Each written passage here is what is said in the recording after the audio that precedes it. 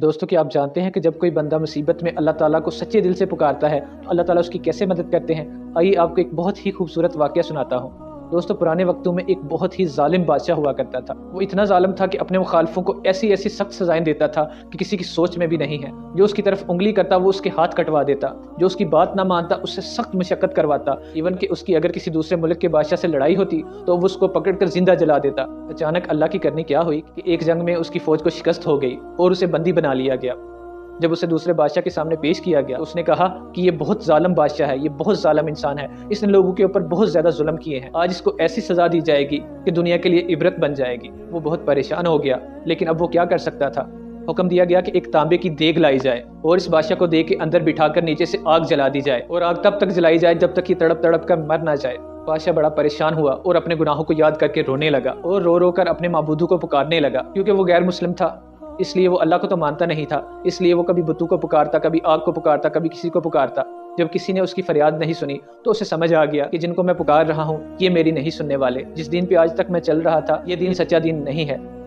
उसके दिल में अचानक ख्याल आया, क्यों ना मैं मुसलमानों के खुदा को पुकारूं, हो सकता है वही मेरी फरियाद सुन ले। उसने सच्चे दिल से तौबा की और अल्लाह ताला से दुआ की, या अल्लाह अज़्ज़ व जल मैं अपने पीछे किए गए सारे गुनाहों की माफ़ी मांगता हूँ और बुत परस्ती को छोड़कर तेरी इबादत करने का ऐलान करता हूँ कि अल्लाह अज़्ज़ व जल मुझे यहाँ से बचा ले।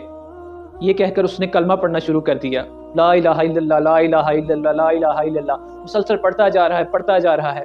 इतने में देग के नीचे से आग लगा दी गई।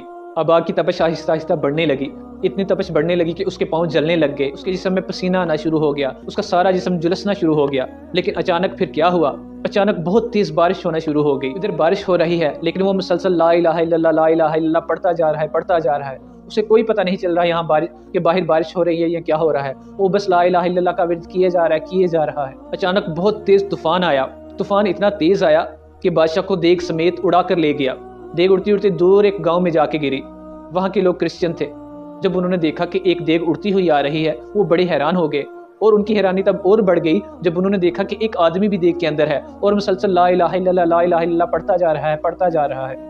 जब देग गिर गई लोगों ने उसे झंझोड़ा और पूछा, ए नौजवान तू कौन है और तूने शाही लिबास क्यों पहना हुआ है। उसने कहा कि मैं भी तुम लोगों की तरह बुत परस्त था, अल्लाह को नहीं मानता था, मैं एक बहुत जालिम बादशाह था, लेकिन आज अल्लाह ने मुझे बचा लिया है। मैं कलमा पढ़ के मुसलमान हो गया हूँ और अल्लाह से सच्ची तौबा की और सच्चे दिल से दुआ की है, जिसकी बरकत से मैं यहाँ पहुँच गया हूँ, वरना अब तक मैं मर चुका होता। बादशाह की ये सारी कहानी सुनकर वो सारे लोग जितने भी बद मजहब थे सबने कलमा पढ़ के इस्लाम कबूल कर लिया। तो दोस्तों देखा आपने कि सच्चे दिल से अगर अल्लाह से किसी मुसीबत में दुआ की जाए तो अल्लाह ताला कैसे सुनते हैं। दोस्तों हमारा ये मिजाज बन गया है कि हम अल्लाह की बारगाह में हाजिर होने की बजाय कभी कहीं मारे मारे फिरते हैं, कभी किसी के दर पे जाते हैं, कभी किसी के दर पे जाते हैं। दोस्तों एक दर से